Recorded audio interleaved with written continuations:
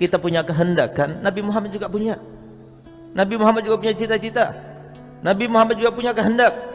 Nabi Muhammad juga punya harapan. Nabi Muhammad juga punya keinginan.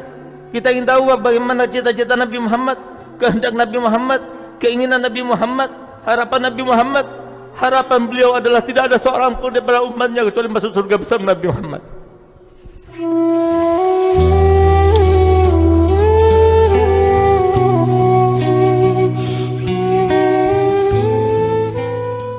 Keutamaan Nabi Muhammad terus bersambung kepada kita.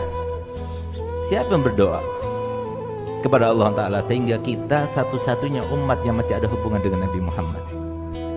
Kenapa Nabi Muhammad mengatakan dalam hadisnya bahwasanya aku ini sangat tahu dengan nama kalian dan nama-nama orang tua kalian? Bagaimana Nabi SAW tahu? Seorang manajer, seorang bapak Kapolres misalnya, seorang pejabat, belum tentu dia tahu dengan nama bawahannya. Tapi Nabi Muhammad, beliau katakan, aku tahu dengan nama kalian semuanya dan nama orang tua kalian. Kenapa? Karena Nabi Muhammad telah berdoa. Walaupun Nabi Muhammad sudah meninggal dunia, tapi ada hubungan dengan umatnya. Untuk apa? Untuk selalu mendoakan. Sehingga apa yang diminta oleh beliau, yang kemudian diijabahkan Allah Ta'ala, sehingga setiap hari Kamis ketika catatan amal ibadah kita ditutup, kemudian disodorkan pada Allah, sebelumnya disodorkan dulu kepada Nabi Muhammad. Wajib disodorkan dulu kepada Nabi Muhammad. Malaikat datang, ya Rasulullah, ini amalnya umatmu fulan bin fulan, dilihat. Kalau isinya baik semuanya, tersenyum Nabi Muhammad. Semoga kita termasuk yang bikin senyum Nabi Muhammad. Tapi kalau ternyata satu minggu ini kita banyak melakukan dosa, Nabi Muhammad mengangkat tangannya, lalu Nabi Muhammad, Allah maghfirlah, ya Allah ampunilah dosa-dosanya. Setiap minggu kita dapat doa dari Nabi Muhammad. Adakah seorang alim, seorang guru yang mengingat kita sampai sebegitunya? Kecuali Nabi Muhammad, kecuali Nabi Muhammad, kecuali Nabi Muhammad. Nabi kita Muhammad adalah seorang nabi, nggak pernah tersenyum kecuali untuk kita. Bahkan Nabi Muhammad berkorban untuk biologis kita, kebutuhan kita. Sehingga suatu waktu pernah Nabi SAW melaksanakan sholat subuh dalam keadaan lambat gerakannya. Bahkan ada bunyi-bunyi entah dari mana berasalnya. Setelah beliau melaksanakan sholat rampung, kemudian sahabat-sahabat yang besar datang kepada Nabi Muhammad, mengelilingi Nabi Muhammad. Ya Rasulullah, apakah engkau sakit? Begitulah para sahabat Nabi, sangat risau, galau pikirannya kalau sudah terkait dengan Nabi Muhammad, dan senang gembira kalau melihat wajah Nabi Muhammad bergembira. Tidak, aku tidak sakit, tapi kami melihat gerakanmu sangat lambat ya Rasulullah, enggak seperti biasanya. Bahkan kami dengar ada suara bunyi-bunyi di dalam tubuhmu, aku tidak tahu dari mana asal bunyi-bunyi itu ya Rasulullah. Kemudian Nabi Muhammad berdiri, dibuka bajunya, ternyata Nabi Muhammad mengikat perutnya dengan 3 batu. Maka kemudian ditanya, kenapa ya Rasulullah engkau ikat perutmu dengan 3 batu itu? Apa jawab Muhammad? Iya, karena perutku ini sudah tidak kemasukan makanan sudah lebih dari 3 hari 3 malam.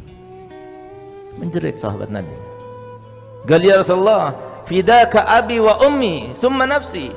Tebusanmu wahai Nabi, itu adalah orang tuaku, bahkan diriku sendiri. Biarkan kami yang lapar, biarkan kami tidak makan, jangan engkau dan keluarga kamu yang tidak makan. Kenapa kau tidak beritahukan kepada kami kalau di rumahmu itu tidak ada makanan? Apa jawaban Nabi Muhammad? Tidak akan pernah aku lakukan yang semacam itu. Apa kata Allah kalau aku membebani umatku? Biarkan aku jadikan apa yang terjadi pada diriku adalah hadiah daripada Allah, dengan harapan tidak ada seorang pun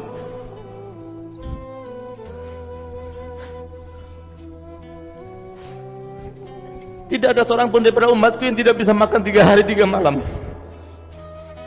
Nabi Muhammad sudah mau mengorbankan dirinya untuk beliau, cukup beliau saja yang tidak makan 3 hari 3 malam. Bahkan diriwayatkan bahwasanya beliau 2 bulan berturut-turut sebelum akhir meninggalnya, di akhir-akhir umurnya, 2 bulan berturut-turut itu tidak ada api yang menyala di rumahnya. Yang dimakan itu cuma kurma dan air. Kenapa Nabi Muhammad mau rela semacam itu? Pertanyaannya, kenapa Nabi Muhammad rela seperti itu? Jawabannya adalah supaya umatnya yang miskin jangan kecewa. Kalian jangan kecewa. Miskin di dunia biasa, tapi jangan miskin di akhirat nanti. Kalau kamu merasa miskin, ketahuilah bahwasanya nabimu lebih miskin. Nabi Muhammad yang disodorkan padanya kekayaan dunia, tapi beliau toya. Kenapa? Karena dia ingin supaya umatnya semuanya merasa bahwasanya dirinya seperti Nabi Muhammad, seperti nabinya. Itulah Nabi kita Muhammad. Tapi ternyata kita yang dicintainya oleh Nabi Muhammad tidak peduli dengan Nabi Muhammad. Kenapa demikian? Kenapa saya katakan banyak sekarang umatnya yang dicintai oleh Nabi Muhammad, diperhatikan oleh Nabi Muhammad, dipedulikan oleh Nabi Muhammad, didoakan oleh Nabi Muhammad, baik di masa hidupnya, setelah meninggalnya. Bahkan pertama kali ucapan yang keluar daripada beliau setelah dibangkitkan nanti adalah ummati, ummati. Tapi ternyata kita tidak perhatian dengan Nabi Muhammad. Kenapa saya katakan demikian? Karena Nabi Muhammad manusia biasa sama seperti kita. Sebagaimana kita punya cita-cita kan? Kita punya keinginan kan? Kita punya harapan kan? Kita punya kehendak kan? Nabi Muhammad juga punya. Nabi Muhammad juga punya cita-cita. Nabi Muhammad juga punya kehendak. Nabi Muhammad juga punya harapan. Nabi Muhammad juga punya keinginan. Kita ingin tahu bagaimana cita-cita Nabi Muhammad, kehendak Nabi Muhammad, keinginan Nabi Muhammad, harapan Nabi Muhammad. Harapan beliau adalah tidak ada seorang pun daripada umatnya kecuali masuk surga bersama Nabi Muhammad.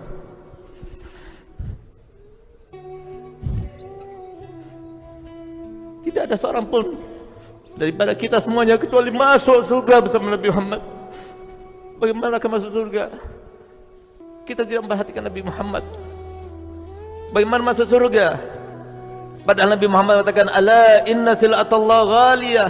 Ketahuilah bahwasanya barang yang dijanjikan oleh Allah dengan kalian sabar hadir majlis taklimnya, dengan kalian sabar melaksanakan solat 5 waktunya, dengan kalian sabar menjadi anak berbakti pada orang tuanya, dengan kalian sabar berbakti pada suaminya, dengan kalian sabar menyantuni anak dan keluarganya, dengan kalian sabar mohon kepada tetangganya.